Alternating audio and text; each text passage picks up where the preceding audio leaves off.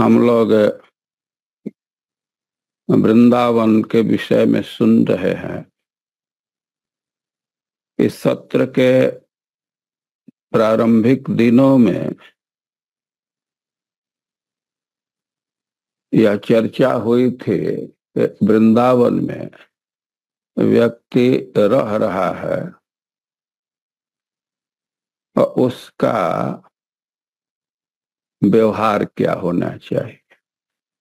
और उस क्रम में हम सुने थे प्रेमोत्केन विचिन्त्यताम विलुठनये सर्वांग मायोज्यताम।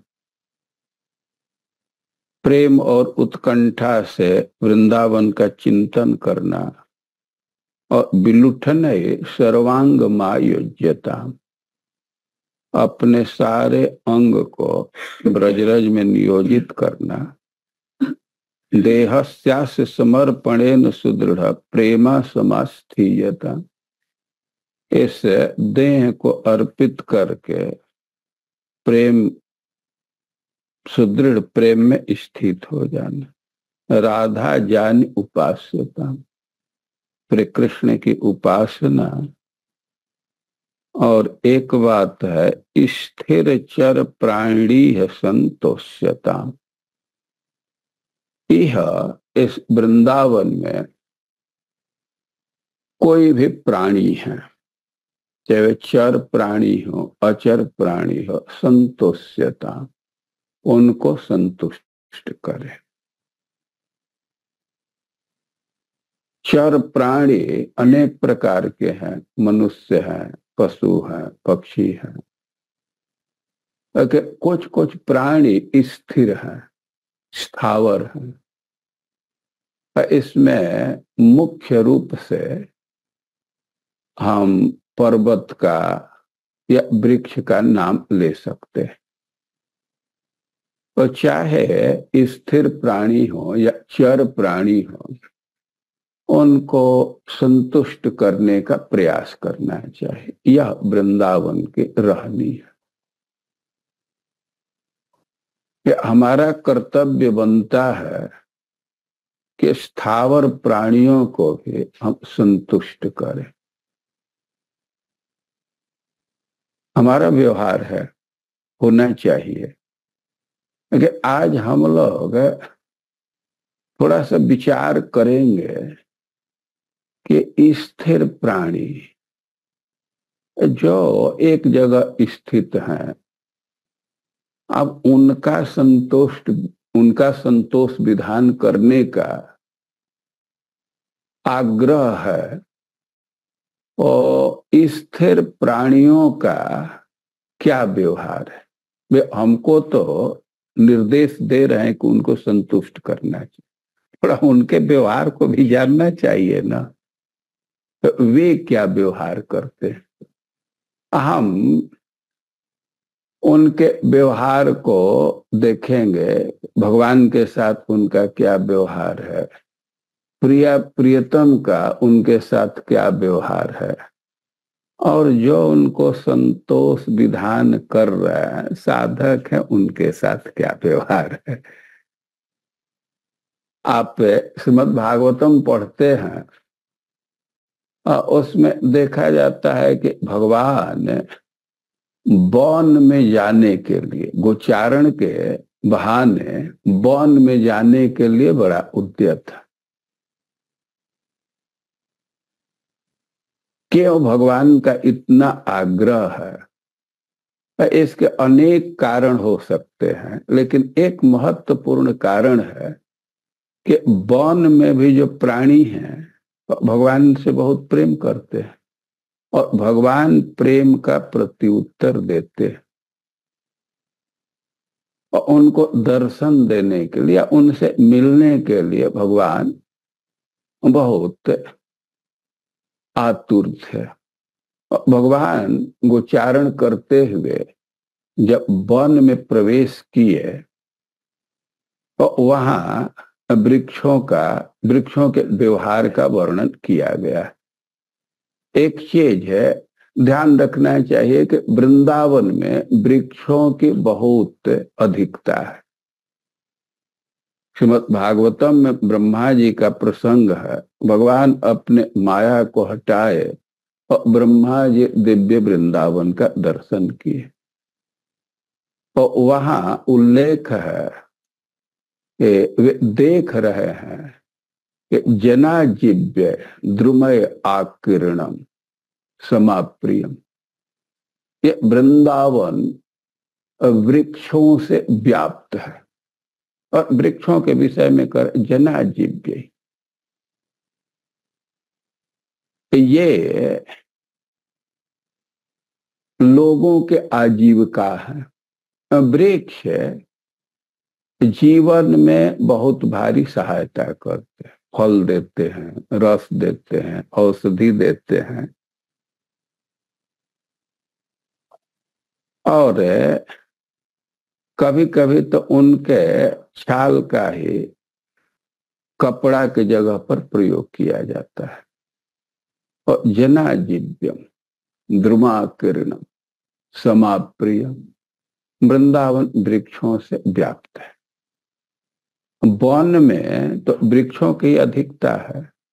और भगवान जब वन में प्रवेश किए और वृक्षों के व्यवहार का वर्णन किया जा रहा है। सतत्र तत्रारुण पल्लव श्रिया फल प्रसूनोरुभरेण पादयो स्पृशन शिखान वृक्ष वनस्पतिन मुदान स्मयन निवाहाग्रज मादि पुरुष। भगवान जिधर जा रहे हैं तत्र तत्र, जिस दिशा में जा रहे हैं वहीं वृक्ष भगवान को नमस्कार कर रहे हैं। अरुण पल्लव प्रिया,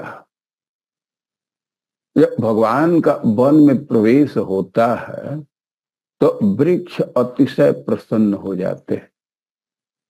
ये उनके प्रसन्नता के क्या लक्षण है, कैसे पता चलता है? और उसमें नए नए कोमल कोमल पत्ते भर जाते।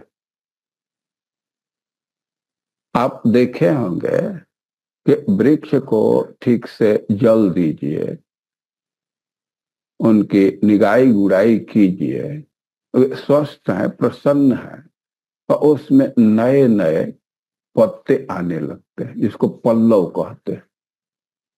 और वृक्ष का वह बहुत सुंदर भाग है, बहुत आकर्षक होता है। विषय प्रवाल, भगवान संसार वृक्ष का वर्णन कर रहे हैं तो विषय को प्रवाल के स्थान पर रखें, क्योंकि जो लाल लाल पत्ते होते हैं वे बहुत सुंदर लगते हैं। और वृक्ष भगवान के आगमन से अतिशय प्रसन्न है और उनकी शोभा बढ़ गई है। अरुण प्लव प्रिया, वो लाल लाल पत्ते हैं, कोमल कोमल पत्ते आए हैं, पल्लव आए हैं और उनका सौंदर्य बढ़ गया। फल प्रसूनोर भरीण पादयो स्पृशन शिखा वृक्ष, और वे फल और फूल से लद गए। भगवान के आगमन से उनमें फलों की वृद्धि हो गई, फूलों की वृद्धि हो गई, और वे बिल्कुल झुक गए।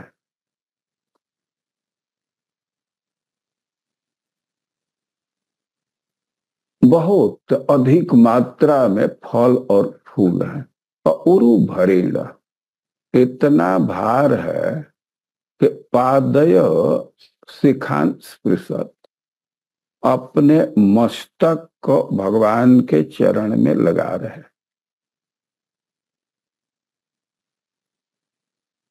फल और फूल से झुक गए, इतना झुक जाते हैं कि पादयो स्पृशन, दोनों चरण का स्पर्श कर रहे हैं और भगवान इसको देख रहे हैं।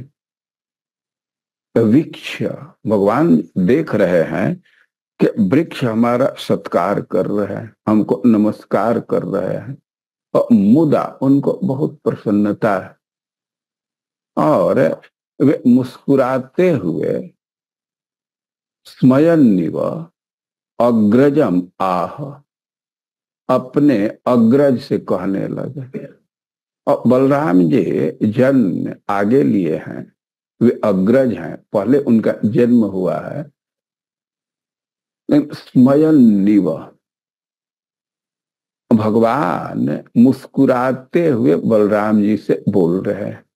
वे अग्रज हैं, मुस्कुराते हुए बोलना तो शिष्टाचार के अनुरूप नहीं दिखता है कि आदि पुरुष अब भले वे पहले जन्म लिए हैं मूल तो यही है ना। और भगवान और बलराम जी का, कृष्ण और बलराम का कोई एक संबंध है, आदर का सिर्फ संबंध है, मित्रता का भी संबंध है। तो यहाँ कुछ मित्रता का ही संबंध उभर रहा है। तो मुस्कुराते हुए कह रहे हैं, क्या कह रहे हैं? कह रहे हैं कि अहो अमी देव बरा मरार्चितम पादाम्बुजम ते सुमन फलार्हणम नमंत उपादाय शिखाभिरात्मन तमोपहत्य तरुजन्म यत्कृतम। श्री कृष्ण कह रहे हैं, संबोधित कर रहे हैं, देव बर, हे देवताओं में श्रेष्ठ, ते अमरार्चितम पादाम्बुजम नमंती। थोड़ा वृक्षों के तरफ देखिए, ये आपके चरण में नमस्कार कर रहे हैं। वे सुखदेव गोस्वामी तो वर्णन कर रहे हैं कि वे कृष्ण को नमस्कार कर रहे हैं, कृष्ण के चरणों का स्पर्श कर रहे हैं। और भगवान कह रहे हैं बलराम जी को संबोधित करके देखिए आपके चरणों में प्रणाम कर रहे हैं, नमंती। भगवान को ऐसा बोलने का एक तो कारण यह है कि बड़े भाई हैं सामने, तो सम्मान उनको जाना चाहिए। बड़े भाई के सामने छोटे को कोई नमस्कार करने लगे तो संकोच होता है ना। गुरु जी के सामने ही शिष्य को दंडवत मारने लगते हैं तो संकोच अनुभव होता है।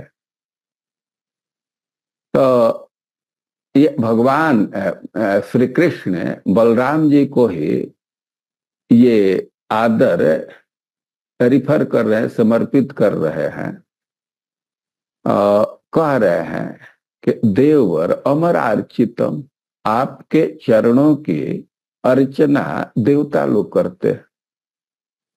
ऐसे चरण कमल में नमंती, ये नमस्कार कर रहे हैं।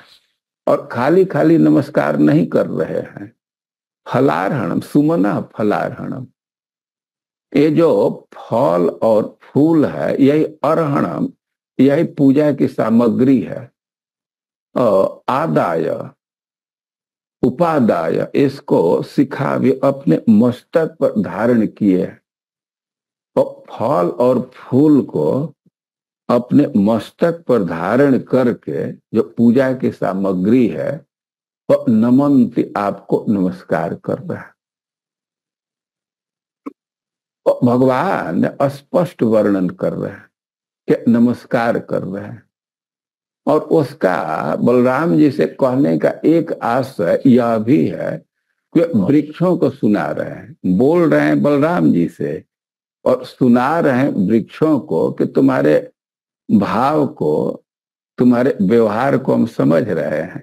तो एक तरह से बलराम जी से बोल करके उनको एक्नॉलेजमेंट दे रहे हैं। किसी को नमस्कार कीजिए और उत्तर से कुछ उधर से कुछ प्रत्युत्तर न आवे तो संतोष नहीं होता है। वे नमस्कार कर रहे हैं तो एक अपेक्षा रहती है कि उत्तर उधर से भी कुछ प्रत्युत्तर आवे। और वृक्ष लोग भगवान को नमस्कार कर रहे हैं तो एक तरह से बलराम जी को संबोधित करके भगवान वृक्षों को सुना रहे हैं। उनसे व्यक्त कर रहे हैं कि आपके व्यवहार को हम स्वीकार कर रहे हैं, समझ रहे हैं, और कह रहे हैं कि सुमन फलारहणम शिखा भी आदाय। ये जो फल और फूल है तो यही पूजा की सामग्री है, ये मस्तक पर ले करके और आपको नमस्कार कर रहे हैं।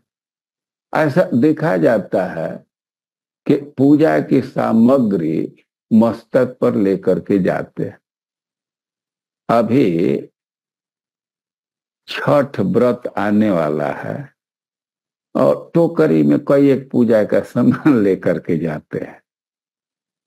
अब वह फल फूल होता है जो होता हो, अभी तो कुछ याद नहीं है, और कितने बहन भाई से प्रार्थना करें कि हमारा सामान पहुंचा देंगे घाट पर ना। तो टोकरी में जैसे पूजा का सामान लेकर के जाते हैं पूजा करने के लिए, तो वृक्ष भगवान के चरणों की पूजा की सामग्री मस्तक पर लेकर के आए। फूल और फल पूजा के लिए तो सबसे अच्छी सामग्री यही है ना। और नमनते आपके चरणों में नमस्कार कर रहे। क्यों नमस्कार कर रहे हैं कि तमोपहत्ते तरुजन में यत्कृत है कि अपने बंधन को दूर करने के लिए।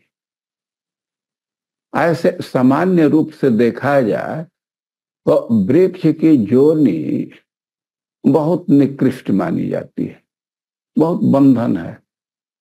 दूसरे लोग हैं, घाम लग रहा है चले जाएंगे छाया में, घर में चले जाएंगे, वर्षा होने पर दौड़ करके कहीं शेड में चले जाएंगे, लेकिन वृक्ष बंधन में कहीं जा नहीं सकते।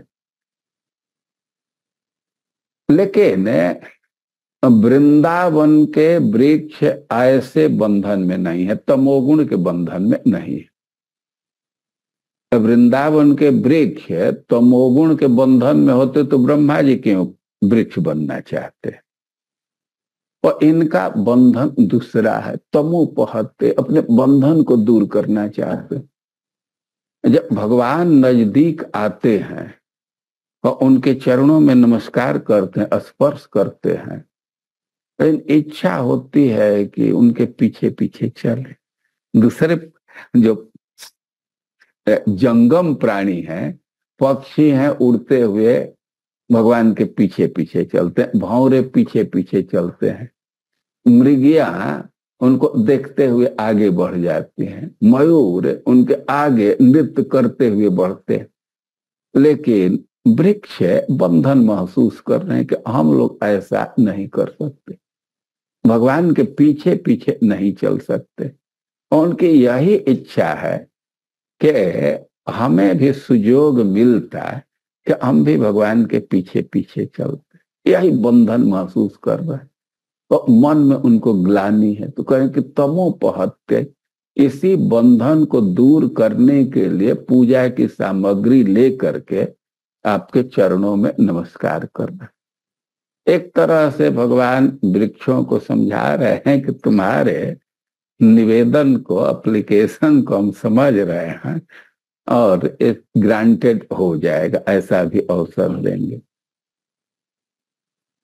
लेकिन अब दूसरे दृष्टि से विचार किया जाए और तमोपहत्ते तरुजन्म यत्कृतम, ये वृक्षों का परिचय दिया जा रहा है। जो वृक्ष नमस्कार कर रहे हैं और उनका परिचय दे रहे हैं।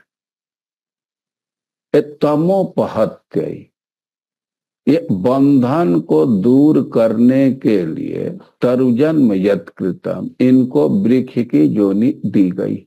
उन पर बंधन नहीं है, बंधन तो हम लोग पर है, जन्म मृत्यु के संस्कृति में पड़े हुए हैं। तो हमारे बंधन को दूर करने के लिए भगवान बड़े बड़े संतों को वृक्ष की जोनी में स्थापित कर दिए। संतों के दर्शन करने से बंधन दूर हो जाता है। उदाहरण दिया गया है कि जैसे सूर्य के दर्शन से आंखों का बंधन दूर हो जाता है। सूर्य नहीं है तो आंख पर एक बंधन है ना, कोई वस्तु नहीं देख सकते। कमरे में कितना कितना वस्तु है, लेकिन अंधेरा है तो नहीं देख सकते। सूर्योदय हुआ तो आंखों का बंधन दूर हो जाता है, देख लेते हैं। तो जैसे सूर्य आंखों का बंधन दूर कर देते हैं, सूर्य के दर्शन से आंखों का बंधन दूर हो जाता है, वैसे संतों के दर्शन से हमारा बंधन दूर हो जाता है, जीवन का बंधन दूर हो जाता है। तो संत अनेक हैं, उनका भी दर्शन होता है, लेकिन अब किसी संत के पास जाइए तो पता चला कि वे अभी साधना में है, दर्शन नहीं देंगे। कभी जाइए रूम में ताला बंद है, कभी जाइए आउट ऑफ स्टेशन है, क्या क्या मिलता है। और भगवान सुविधा दिए हैं कि कुछ वृक्ष संतों को वृक्ष के रूप में स्थापित कर, वो अब आउट ऑफ स्टेशन नहीं जाएंगे। जब चाहिए उनका दर्शन कर सकते हैं। तो तमोपहत्ते तरुजन्म यत् कृतम का अर्थ है कि इनको वृक्ष का योनि ही दिया गया है। इनके दर्शन से लोगों का बंधन दूर हो जाता है। इनके विषय में श्रवण करने से हमारा जन्म मृत्यु का बंधन है, ये दूर हो जाएगा। वृक्षों का परिचय है तमोपहत्ते तरुजन्म यत् कृतम। देखने वालों का या उनके विषय में सुनने वालों के बंधन को दूर करने के लिए उनको वृक्ष का जन्म दिया गया। जो हो यहाँ वृक्षों का व्यवहार हम देख रहे हैं कि वे भगवान के चरणों में फूल और फल अर्पित कर रहे हैं, उनको नमस्कार कर रहे हैं। वृक्ष भगवान से बहुत प्रेम करते हैं, वे प्रसन्न है, भगवान को भेंट अर्पित कर रहे हैं। और भगवान का भी प्रिया प्रियतम का भी वृक्षों से बहुत घनिष्ठ संबंध है। ऐसा राधा रससुधा निधि का प्रसिद्ध श्लोक है, राधा करावचित पल्लव बल्लरी के। और वृंदावन का वर्णन कर रहे हैं, इस प्रिया कर रहे हैं कि हमारा मन वृंदा राधा रानी के वन में रमण करे, राधा विहार विपिने रमता मनों में। और वृंदावन का वर्णन कर रहे हैं, राधा करावचित पल्लव बल्लरी के। यहाँ जो पल्लव है या लता है, और राधा रानी उसको संभालती रहती है। आप देखते हैं कि कोई लता है तो वृक्ष पर चढ़ती है, और कभी कभी गेट जैसा हो जाता है, दो वृक्ष के बीच में एकदम गेट जैसा। कभी कभी कुछ लता नीचे गिरने लगती है, तो जो माली है उसको कहीं ठीक जगह पर कर देता है। तो वृंदावन की विशेषता है कि राधा करावचित पल्लव बल्लरी के, राधा रानी खुद अपने हाथ से उनको सजाती हैं। पत्ता को तोड़ती है, कृष्ण के पूजा के लिए कोमल कोमल पत्तों को तोड़ती हैं या लताओं को ठीक स्थान पर करती हैं। और राधा पदांग बिलसत मधुर स्थली के, राधा रानी के चरण चिन्ह से वृंदावन के स्थान बहुत मधुर हैं। और जिस वृंदावन में राधा रानी के जस के गान के लिए पक्षियां मतवाले हैं, तो ऐसे राधा रानी के वन में, राधा रानी के बिहार के विपिन में हमारा मन रमे। और एक बात कह रहे हैं कि राधा करावचित पल्लव बल्लरी के, राधा रानी अपने हाथों से यहाँ के वृक्षों को संवारती। और संवारती क्या है?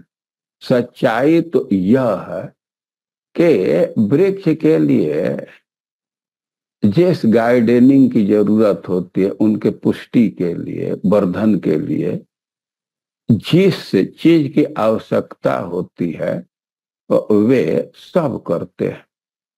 आबाल्यम जलसेचनम वर्णेना आबाल वर्णेना आबाल निर्माणतः स्वेन प्रीकर पल्लवेन मृदुना प्रिय राधिका माधव यान संवर्ध विवाह नव्य कुसुमाद्यावलोक्य सन्नर्म भीर मोदेते सुलता तरुणः तान वृंदावनीया नुमः। ग्रंथकार कर रहे हैं कि हम तो जो वृंदावन के वृक्ष हैं तो उनको नमस्कार कर रहे हैं और वृक्षों का वर्णन कर रहे हैं कि आबाल्यम जल सेचनेन, वृक्ष अभी छोटे छोटे हैं। या राधा रानी बाल्यावस्था से ही वृक्षों में जल डालती और वरीण जो वृक्ष छोटे छोटे हैं और उनके आवरण की जरूरत पड़ती है, बाड़ लगाने की जरूरत पड़ती है। तो प्रिय राधिका माधव, प्रिया प्रियतम अपने हाथ से वृक्षों में जल देते हैं, उनका आवरण लगाते हैं और आबाल निर्वाणतः और थाला बनाते हैं। आल बाल उसको कहते हैं। क्या आप लोग के समाज में क्या शब्द परिचित है नहीं जानते हैं? वे देखिए, वृक्ष को पानी देते हैं तो पानी का तो स्वभाव है फैल जाता है, वो पानी थोड़ा देर तक रुके तब वो नीचे जाएगा ना। तो एक छोटा सा मीड़ जैसा बना देते हैं तो उसको आबाल कहते हैं, आल बाल कहते हैं, थाला हम लोग कहते हैं। वो गड्ढा नहीं करना चाहिए। कुछ लोग पानी रोकने के लिए वृक्ष के जड़ के नजदीक गड्ढा बना देते, यह ठीक नहीं है। उससे वृक्ष को सुख नहीं होता। बहुत पानी भर जाए वृक्ष के जड़ में तो वृक्ष सुखी नहीं रहते हैं, पीले हो जाते हैं। तो थाला बनाया जाता है समतल पर ही और थोड़ा मेड़ को ऊंचा कर देते हैं कि पानी वहां टिके। तो कह रहे हैं कि श्री राधिका माधव, ये राधा कृष्ण जल में वृक्ष में जल डालते हैं, उनका घेरा बनाते हैं, उसका थाला बनाते हैं। श्री कर पल्लवेन मृदुना, अपने कोमल कोमल हाथ से, सुंदर हाथ से ये सब कार्य करते हैं। कितना घनिष्ठ संबंध है। और यहां तक नहीं, यान संवर्ध विवाह नव्य कुसुमाद्यावलोक्य सन्नर्भ भी मोदेते, उनका देख रेख करते हैं और वे बढ़ जाते हैं। अब उनमें वृद्धि हो गई तो विवाह, वो लता का या वृक्ष का विवाह कराते हैं। वे किसी किसी के लिए तो यह धारणा बिल्कुल नवीन है, वृक्ष का विवाह। लेकिन हम लोग तो इसको सुने हैं और एकदम छोटे छोटे हम लोग थे तो याद एक बार आम का फल तोड़ ली, हमारी बुआ, अरे रे रे उसका विवाह नहीं हुआ, अभी उसको नहीं खाना है, उसको नहीं खाना है, अभी क्यों खाने लगा। तो प्रिया प्रियतम वृक्षों का विवाह करते हैं और विवाह हुआ और उनमें जब फूल आने लगा, फूल या फल, तो विनोद भी करते हैं। अब क्या विनोद करते हैं हम तो अधिकार पूर्वक नहीं कह सकते, लेकिन वृक्षों से कहते हैं अरे बड़ा जल्दी प्रोडक्शन चालू हुआ, विवाह के पहले से ही तो नहीं कनेक्शन है। तो कह रहे हैं कि सन्नर्म भी मोदेता, और वृक्षों से विनोद करते हैं, इतना घनिष्ठ संबंध है और आनंदित होते हैं। तो ऐसे वृक्षों को तान वृंदावनिया तरुण अहह नुम, हम तो रोज रोज उन वृक्षों को प्रणाम कर रहे हैं। और वृक्ष भगवान को नमस्कार करते हैं, फूल फल अर्पित करते हैं, चरणों का स्पर्श करते हैं।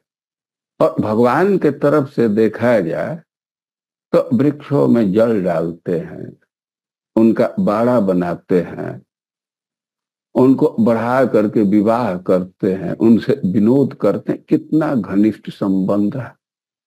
और जहां तक अब साधकों के साथ वृक्षों का संबंध पर विचार किया जाए, और कह रहे हैं कि नमो नित्यम वृंदावन तरु लताभ्य, कि हम तो नित्य वृंदावन के वृक्ष और लताओं को नमस्कार कर रहे हैं। करुणया किरंतिभ्य सर्वानपि पुरुषार्थान सकृदपि विलोकात् संस्पर्शनात् श्रवणात् कथनाच्च स्मरणतः। अब वृक्षों के विषय में करें कि सकृद अपि, एक बार भी, विलोकात्, उनका दर्शन कर लिए, या स्पर्शात्, स्पर्श कर लिए, श्रवण कथनाच्च, अरे वे वृंदावन जाएंगे तब दर्शन होगा, वहां जाएंगे तब स्पर्श मिलेगा। हम दूर बैठे हैं तब तो लाभ से वंचित ना। श्रवण कथनाच्च, उनके विषय में श्रवण कर रहे हैं, उनके विषय में कथन कर रहे हैं, या उनका स्मरण कर रहे हैं। और सर्वानपि पुरुषार्थान किरंतिभ्य, एक बार स्मरण कर लिए, एक बार उनका दर्शन कर लिए, तो सारे पुरुषार्थ को फेंकते रहते हैं। किरंतिभ्य, जो सारे पुरुषार्थ को प्रदान कर रहे हैं। अरे एक एक पुरुषार्थ के लिए कितना कितना आयास करना होता है, लेकिन वृंदावन के वृक्षों की विशेषता है कि बस उनका दर्शन कर लिए, उनका स्पर्श किए, उनका स्मरण कर रहे हैं, उनके विषय में बोल रहे हैं, उनके विषय में सुन रहे हैं। तो किरंतिभ्य सर्वान पुरुषार्थान, और वे तो सारे पुरुषार्थ को फेंकते रहते हैं, प्रदान करते रहते। किरंतिभ्य, ऐसे कोई कोई व्यक्ति है तो फेंक करके ही प्रसाद देते हैं। या देवराहवा बाबा का चर्चा है, और वे नौका पर रहते थे, दूसरे नौका पर, तो डायरेक्ट नहीं, तो ऐसे प्रसाद बतासा फेंक देते थे, तो गमछा में रोक लेते थे। तो यहाँ के वृक्ष सारे पुरुषार्थ को फेंक देते, एक दो के नहीं, सारे पुरुषार्थ को। अब सारे पुरुषार्थ, किसी किसी के मन में संशय होगा कि सारे पुरुषार्थ मतलब चार पुरुषार्थ, तो कोई कोई कहेगा कि नहीं भाई, सारे में तो पांचों आ जाएंगे।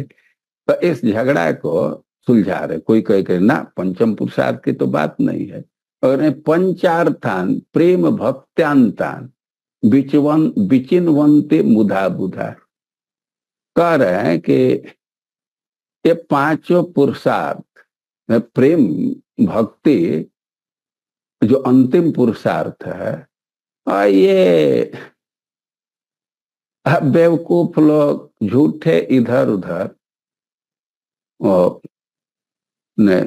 बुधा मुधा, वो जो विद्वान व्यक्ति हैं तो भ्रमवश बेकार का इधर उधर खोजते रहते हैं। कृतार्था किल तिष्ठन्ति वृंदारण्य तृणार्थिता, जो वृंदावन के तृण का आश्रय लिया है तो कृतार्था किल तिष्ठन्ति, उसको इधर उधर खोजने ओजने की जरूरत नहीं है, वो तो कृत्य हो गया। केवल वृक्ष का या किसी तृण का आश्रय ले लिया है और उसी से वह निश्चिंत हो जाता है, उसके पुरुषार्थ प्राप्त हो जाएंगे। अब उसको इधर उधर कुछ भाग दौड़ करने की जरूरत नहीं है, कुछ खोजने की जरूरत नहीं, बस वृक्ष का आश्रय ले लिया, वो निश्चिंत बैठा हुआ। यह वृंदावन के वृक्षों की महिमा। और किरंती व्यसर्वांच पुरुषार्थान सकृदपि विलोकनाथ, एक बार दर्शन करने से सारे पुरुषार्थ को फेंक देते हैं, प्रदान कर देते हैं। और विभांतिभ्य पारे प्रकृति रस सारात्म महस, जब वृंदावन के वृक्ष हैं तो प्रकृति के परे हैं। जो संसार के वृक्ष हैं जैसे बंधन में हैं, और वैसे वृंदावन के वृक्ष नहीं। यहाँ के वृक्ष तो बंधन को दूर करने के लिए यहाँ बैठाए गए, कोई भी आकर के उनका लाभ ले ले। और वृक्षों की बहुत महिमा है।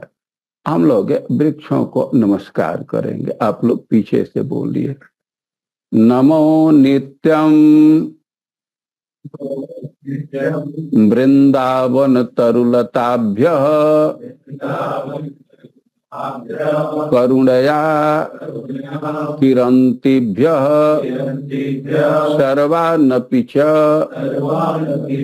पुरुषार्थान सकृद अपि विलोकात् संस्पर्शात् श्रवण कथनात् च स्मरणतः विभांतिभ्य पारे प्रकृति रस सार आत्ममहसः।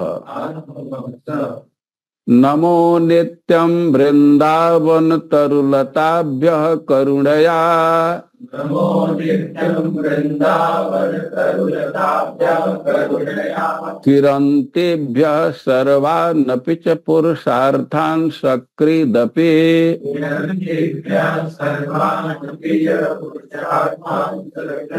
विलोकात् संस्पर्शनात् श्रवण कथनात् च स्मरणतः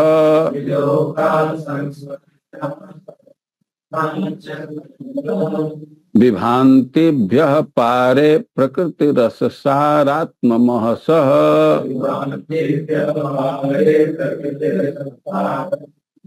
पंचार्थान प्रेम भक्त्यन्त्यान् पंचार्थान प्रेम भक्त्यन्तान्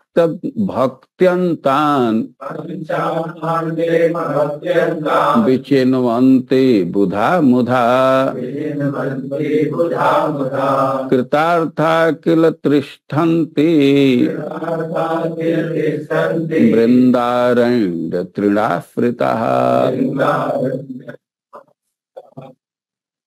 वृंदावन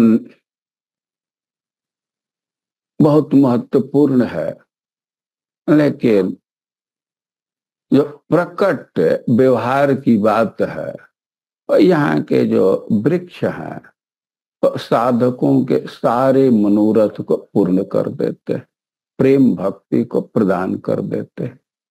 यही कारण है कि वृंदावन रहने वालों को सुझाव दिया जाता है कि स्थिर चर प्राणी संतोष्यता, क्या वृंदावन के स्थिर प्राणी हो या चर प्राणी हो, सबका संतोष विधान करना चाहिए। वृक्षों का खूब सम्मान करना चाहिए, प्रदक्षिणा करनी चाहिए, कभी उनका अपमान नहीं करना चाहिए, उनको कष्ट नहीं देना चाहिए। वृक्षों का आश्रय रखेंगे, सारे पुरुषार्थ की प्राप्ति हो जाएगी। हरे कृष्ण।